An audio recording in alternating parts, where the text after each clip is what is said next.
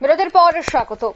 রাজ্যের শিক্ষা ব্যবস্থাকে ঢেলে সাজাতে ব্যস্ত রয়েছে রাজ্যের শিক্ষা দপ্তর, কিন্তু তারপরও দেখা যায় রাজ্যের প্রত্যন্ত এলাকায় কখনো বিদ্যালয়ে নেই শিক্ষক, আবার কখনো দেখা যায় যে অঙ্গনওয়াড়ি কেন্দ্রে নেই কোনো ধরনের দিদিমণি। যে অঙ্গনওয়াড়ি কেন্দ্র হচ্ছে শিক্ষার প্রথম ধাপ, যেখানে পঠন পাঠনের প্রথম ধাপ শুরু হয় শিশুদের, সেই অঙ্গনওয়াড়ি কেন্দ্রের একেবারে বেহাল দশা। যে ছবি আপনারা দেখতে পাচ্ছেন তা হচ্ছে সিমনা বিধানসভা কেন্দ্রের। সিমনা বিধানসভা সিমনা গ্রাম পঞ্চায়েতের অধীন সিমনা ছড়া চা বাগানের রয়েছে একটি অঙ্গনওয়াড়ি কেন্দ্র। বিগত 1.5 বছর যাবৎ এই কেন্দ্রটিতে দিদিমণি নিয়োগ করা হচ্ছে না বলে অভিযোগ, যার ফলে হেল্পার গায়ত্রী গোস্বামী লেখাপড়া সহ ছাত্রছাত্রীদের পুষ্টিকর খাবার পরিবেশনে একাই সামলে উঠতে পারছেন না। কেন্দ্রটিতে মোট 17 জন ছাত্রছাত্রী রয়েছেন। দিদিমণির অভাবে চা বাগানের শ্রমিকদের ছেলে মেয়েদের পড়াশোনা থেকে বঞ্চিত হতে হচ্ছে।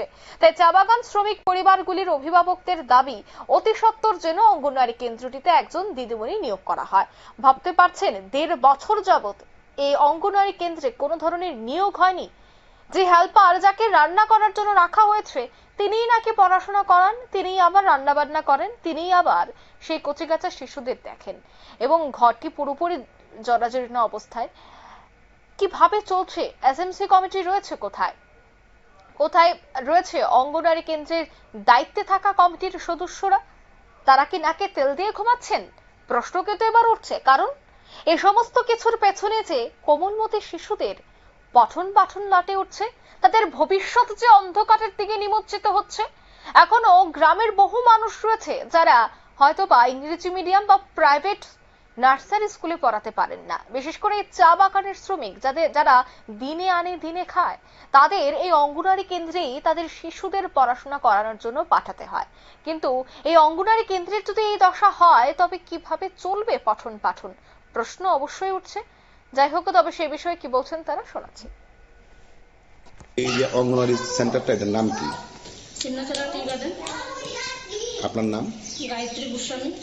আচ্ছা, এই অঙ্গনওয়াড়ি কেন্দ্রে অনেকদিন যাবত শুনলাম ইয়ে নাই, মানে দিদিমণি নাই। 1.5 বছর হইতেছে। আমি এদিকে খিচড়ি করুম না পোলাপান পরামু না সামলামু, একলা চালাইতে আসি 1.5 বছর ধরে। কত বছর ধরে নাই দিদিমণি? 1.5 বছর হইতেছে। এই তো ফেব্রুয়ারি মাস থেকে না, 2024 থেকে 24 থেকে।